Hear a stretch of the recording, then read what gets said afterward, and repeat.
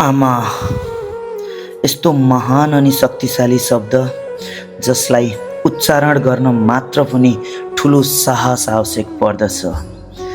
दुर्घटना पश्चात बाँच्न सफल भए पनि एउटा खुट्टा गुमाएर मरे तुल्य हुँदै गर्दा सहानुभूति र दयाको दलदलमा फसेको मसँग बाँकी थियो केही त मेरी आमाको सच्चा प्रेम, मेरी आमाको त्यो आँट, साहस अनि आत्मबल जुन अहिले मेरो रगत रगतमा दौडिएको छ। मेरो कमजोरी भन्दा ठुलो केही थियो त मेरी आमाको सहनशीलता अनि त्यो धैर्यता।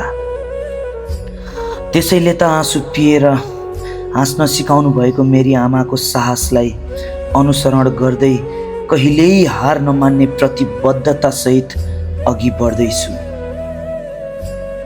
आमा, कुन शब्दले म यहाँलाई जय जयकार गरौँ?